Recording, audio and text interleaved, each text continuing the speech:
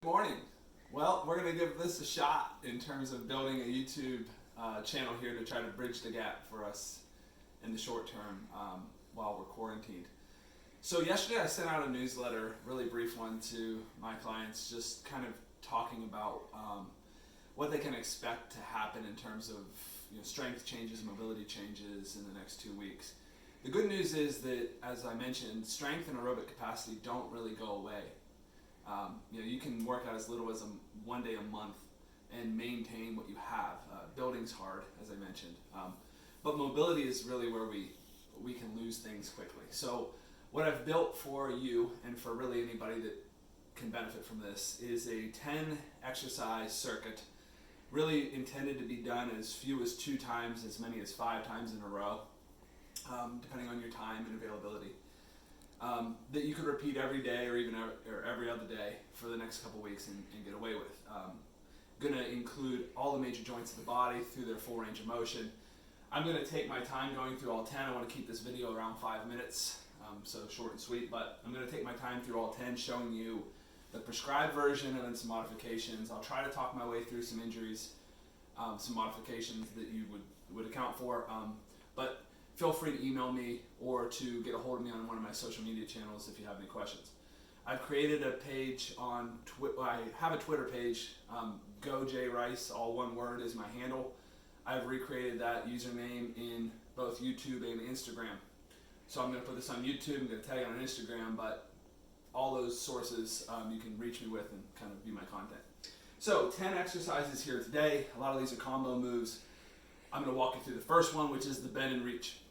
The bend and reach, I'm going to stand profile for this one, is going to take your shoulders, hips, knees, and ankles through their full range of motion in flexion and extension. So the starting position for this move is to be as vertical as I possibly can, my hands up to the ceiling.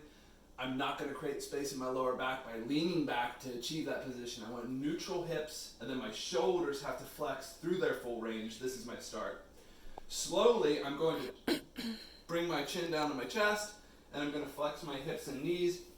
I'm going to reach through my open knees like I just snapped a football, tuck my chin to my chest, reach as far through as I can, and then start to re-achieve that full extension position that I started in without leaning back. So back to neutral, and then repeat. We're going to go to 10 on this. Now if you start to feel some low back pain, you're probably leaning back. So neutralize the hips and pay attention to how high up overhead you can get your shoulders. If you're only getting to here, we want to achieve full range with the shoulders before we give with the low back. Exercise 2. This is a reverse lunge and twist. So what we're going to do here is we're going to stand with our feet shoulder width apart. I'm going to take a giant step back. I'm going to drive my heel to the ground, keep my trunk upright, and I'm just going to give a gentle twist to the closed side. So I'm getting some trunk rotation in here while I stretch my hip flexor, while I stretch my calf. Nice full range. Get a little bit of a twist, but don't jerk. Drive back through the forward leg and repeat on the other side. Now every time I do this, I can get 1 or 2 or 3 twists in. I can go a little deeper with my step, and I can go a little deeper with my rotation. So I'm getting both. I'd recommend 5 per side. Really test your mobility here and see how it feels. You can always add or subtract, but I encourage you not to subtract.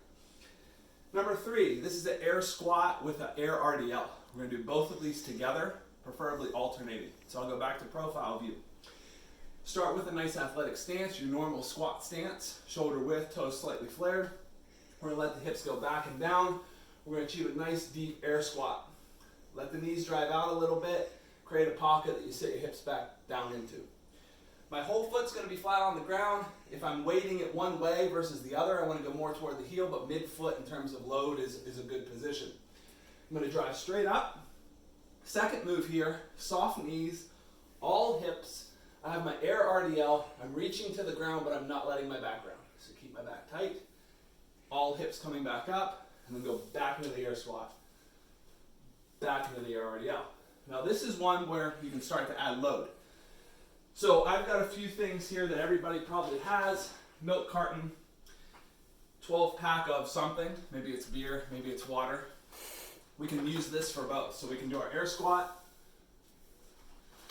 air RDL, just with a little bit of load. Have a milk carton here as well. really whatever you have. If you've got dumbbells at your house, great. I don't, so make do. Number 4 is a windmill. So we're going to build on the mechanics of our air squat, but now we're going to add a little bit of trunk rotation. So, and if you've worked with me in person, you've heard me say this before, anytime we do some rotations using the upper body. If I covered your upper body, the lower body is just squatting. If I covered your lower body, your upper body is just rotating. So we're really separating the movement here at the trunk. So for a windmill, what you're going to do is you're going to squat with the lower body while you twist and rotate with the upper. Notice this knee is not caving in, it's staying out, it's squatting. It's about a quarter squat, and I'm going to rotate, reach toward the ground. My eyes are going to follow this trail hand and kind of look behind me, so I get a nice upper body twist, nice lower body squat. We're going to do 5 of each, alternating on every rep. Really get a lot of the adductors involved. All right, number 5 is wood chops. So again, building on that movement, this is a little more familiar to you if you've done training with me in person. I'm going to use my weight again, and we're going to start in the same lower position as that windmill, but now I'm going to chop out. So if you've got beer, you're really going to shake it up, which is okay. Just don't drink early in the morning, which is when I'm filming this anyway. So we're going to go 5 to 10 on each side. We'll switch. Remember, we're going quick up, slow down. All right, number 6. This one's new. For 6 and 7, we're going to be on the ground. So this is a prone row. Now, if you have any lower back problems, I'm going to go ahead and encourage you to do the modification right off the get-go here. But with the prone row, basically what we're going to do is we're going to start waking up the shoulders. We're also going to put the lower back in a little bit of hyperextension, which again, if you have any problems, I'll show you how to avoid this. But targeting mobility in the major joints. So with the prone row, we're going to go into a prone position on the ground, hands right under the shoulders. I'm going to curl my toes and put my laces in the dirt. I'm going to start with my arms fully extended out in front of me, and I'm going to elevate them 3 to 6 inches off the ground. From here, I'm going to pull into my shoulders just like I'm doing a pull-up or a row. So my pinch and pull mechanics stay. I'm going to pull right into my shoulders, gently elevate my chest. I'm going to feel a nice little pull in my lower back, little mobility demand. I'm going to elevate my chest slightly, but I'm going to keep my feet anchored to the ground. I'm going to lower under control, and I'm going to repeat. I should be exhaling on the way up, inhaling on the way back. Nice way to get your shoulders open in a similar way to our pull-aparts and start taxing the lower back in a positive way. Now, if you have lower back problems, we're going to avoid that position. We can go into a hinged position standing, which will be here, and do the same basic concept. Really, I'm opening up the chest, just like when we do our pull-aparts or pull-downs. I'm in the same position in my extension. Just a little trickier position. Number 7, so you can remain on the ground. This is our push-up. I'm not going to go through a ton of mechanics here. Most of us know these well. I'm going to go through the modifications though. So with our push-up, arms kind of directly underneath the armpit, if not back just a little bit.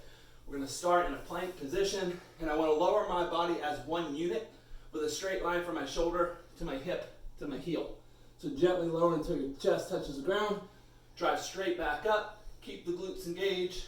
Keep the hips from sagging or piking. Now, if this is a challenge, we can go to the knees, and we can continue to do the rep. Now the line stays from your knee to your shoulder. Even if you do that version, you're still lifting 60 to 70% of the same load as you would in a normal push-up. So it's not really a disadvantage to go that modification. If that's an additional challenge, or if you're having any type of shoulder injury, we can simply skip this one. A little more advanced and a little less modifiable. All right, number 8. We have 3 left. Number 8 is a plank. So building on the push-up, we have 3 versions here that I want to touch on today. The first one is our front plank. I'll go back into profile view here. We're going to have our elbow directly under our shoulder. We're going to pull our belly button up to the spine, and we're going to engage the glutes. So I'm just going to lock in a position here that keeps a straight line from my shoulder through my hip, through my heel. Now, I'm less concerned with doing that one than I am the side versions. I believe the side planks are a little better for you than the traditional front plank. So with the side version, we're going to do the same basic concept in terms of setup. My elbow will be directly underneath my shoulder. Two ways you can plant your feet. You can stack them, which is fine. Achieve a straight line now, shoulder through hip through heel. Or you can cross one foot in front, cross one foot behind. This foot will go in front and above. And you're going to plant on the instep. This hand will go right on the belly button, and you're going to lock this in. Real easy cue here. If you're looking at your toes, you flexed yourself. So you want a straight line. If you start to see that you're looking at your feet, you've curved. Realign yourself, re-straighten yourself. Stack straight up. Repeat on the other side. 2 moves left. So we've gone through 8 moves. Almost all of these are kind of bilateral moves. You're planted on 2 feet or on 2 hands. The last 2 are unilateral moves. It's a single leg deadlift, which comes in at number 9. Now with a single leg deadlift, your milk carton or your bottle of water or beer or soda, whatever you have in the house, comes in useful. So we're actually going to mimic exactly a weight room move here. I'm going to do profile view again. Actually, I'm going to kind of do half and half so you can see both. So I'm going to start with it on my right hand. Meaning my right foot's going to be the plant leg for this version. I'm going to do a hurdle stance with the other side. So I get a lot of balance training here. I'm going to engage my belly button to spine, a little bit of tuck of the tail, squeeze the glute, especially of the plant side, so in this case the right side. From here, I'm going to do my hinge pattern as I drive this ankle right by that knee and go rearward with it. And I'm going to reach toward the ground but keeping my back engaged. So I'm in a single leg position here in terms of the deadlift. My rear toe is aiming at the ground. I'm going to come back out of that into the hurdle. Try not to touch, and then I'm going to repeat. We can aim for 5 to 10, and we can switch sides. You can also do this the same side. So right side would be the hurdle. Especially because we're using lighter weight, you can manipulate the weight a little bit better than we can in the weight room with a kettlebell or a heavy dumbbell. So both sides can be manipulated here. I would encourage you to start with the same side being the plant leg as the load side. Play with it a little bit. And last but not least, and I'm going to have my helper actually join me for this one, is a reverse lunge. So a reverse lunge we often do with a goblet or with dumbbells.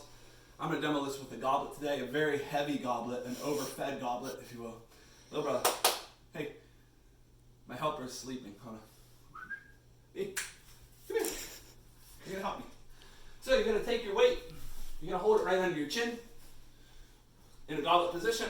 We're going to take a big step back, gently tap the knee to the ground, drive back into the hurdle. Repeat. 5 to 10 on each side. You can go rather heavy here. He's pretty heavy. Or you can use your water. This is the one that you can go heaviest with. If you're struggling with the load or you're struggling with the balance, just go ahead and avoid the weight entirely. You can go into any sort of hand position you want, but simply go reverse lunge, general tap, back into the high knee hurdle. I'll keep adding content as we go. This is a great starter, gives you something to work with. Reach out, I'll answer whatever questions I can. Thanks.